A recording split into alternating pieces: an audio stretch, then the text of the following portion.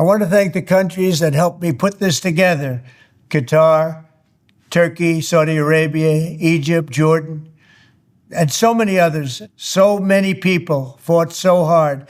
This is a big day. We'll see how it all turns out. We have to get the final word down in concrete. Very importantly, I look forward to having the hostages come home to their parents and having some of the hostages, unfortunately, you know the condition they're in, come home likewise to their parents, because their parents wanted them just as much as though that young man or young woman were alive. So I just want to let you know that this is a very special day, maybe unprecedented in many ways. It is unprecedented. But thank you all, and thank you all to those great countries that helped. We were given a tremendous amount of help. Everybody was unified in wanting this war to end and seeing peace in the Middle East. And we're very close to achieving that. Thank you all, and everybody will be treated fairly. The U.S. Navy has always been the iron will of a proud and mighty nation, pushing forward through the currents and through the spray of raging combat and the fog of naval war. From the American Revolution until today, the story of the U.S. Navy is a tale of loyalty, sacrifice, and commitment stretching back 250 years. The Navy has never failed to hunt, kill, and to win. Through it all, the United States Navy has kept the stars and stripes soaring high and proud above. You've conquered raging oceans and braved ferocious storms to vanquish America's enemies. America's Navy never, ever gives up the ship. We own the skies, we stalk the depths, and we rule the seas. God bless the United States Navy.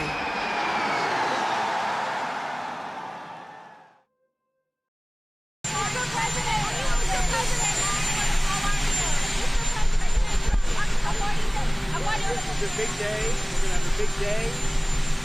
One of the biggest. We're celebrating our Navy and our military. We have the greatest military anywhere in the world, not even close, as you probably noticed. And we rebuilt it largely during my first term. And now I get to see it in action. So we're going to have a very big day today. It's going to be very exciting. According to your plan, for one more year. Would you like to do that? Said what? President Putin offers to keep limits on nuclear arms for one more year, so then hopefully negotiate a new treaty. Would you like to do that? Sounds like a good idea to me. Mr. President, will you follow the Palestinian Authority may control Gaza today after Hamas? Now, can you please explain me what is the purpose by doing this? If according to Israel, they are paying to terrorists, they're paying salaries to terrorists. Channel 14 Israel. My name is Libby. Well, it's a great deal for Israel, and it's a great deal for everybody. And you want to get your hostages back, right? You want them back or do you not want them back? And it's a great deal for Israel. It's a great deal for the entire Arab world, Muslim world, and world. So we're very happy about it. Mr. President, when do you think the hostages will start being released? I think very soon. They're in negotiation right now as we speak. They've started the negotiation. It'll last a couple of days. We'll see how it turns out, but I'm hearing it's going very well. Mr. President!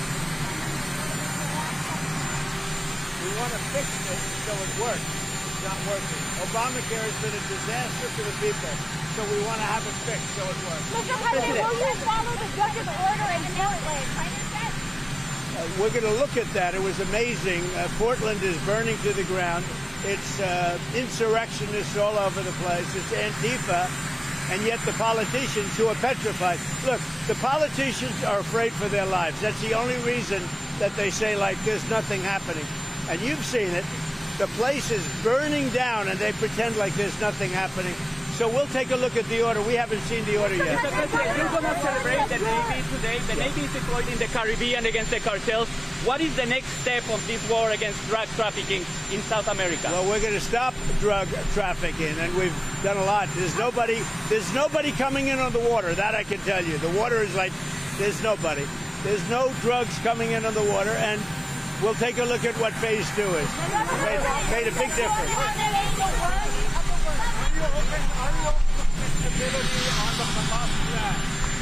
We have very little. We don't need flexibility because everybody's pretty much agreed to it, but there'll always be some changes.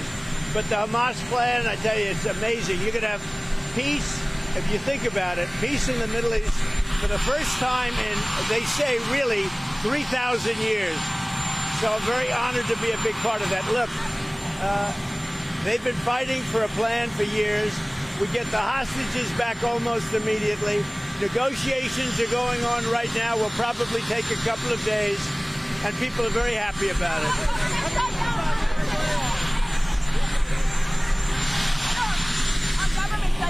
Go ahead.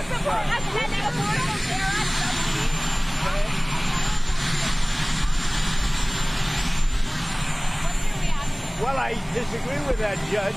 I wasn't served well if they put judges like that on. I wasn't served well by the people that pick judges, I can tell you. Things like that are just too bad. I appointed the judge and he goes like that. So I wasn't served well. Obviously, I don't know the judge. But if he made that kind of a decision, Portland is burning to the ground. You have agitators, insurrectionists. All you have to do is look at the television, turn on your television, read your newspapers. It's burning to the ground. The governor, the mayor, the politicians are petrified for their lives.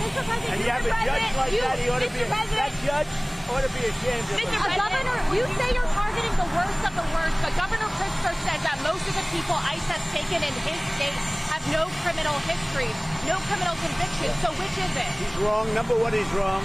Number two, I really believe he's afraid for his life somehow. When you can have 40 or 50 people killed over the last couple of months, hundreds of people wounded, there's no place like that in the world. Hundreds of people wounded, 50, 55 people shot and killed. And Pritzker gets up and says what a wonderful place it is. They need help. Washington, D.C. is now a safe place. You're not going to get mugged or hit. You're not going to get raped. You're not going to get anything. Washington, D.C. went from a hellhole to a safe place. I love the way you nod. Is it true, though? I mean, people, a lot of the people right here were, a lot of the people right here were mugged, reporters.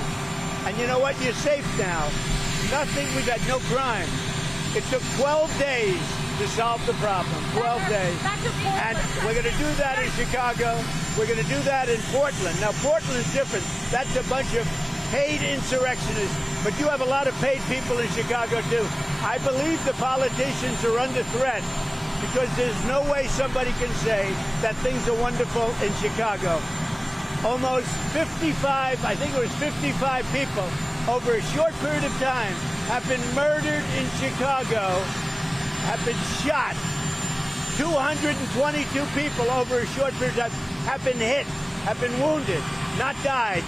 But 55 people died over a short period of time. You're telling me there's no city in the world like that.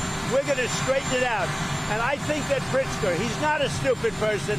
I think that Pritzker's afraid for his life. Federal judge is President on the Obamacare subsidies. We want to make it better.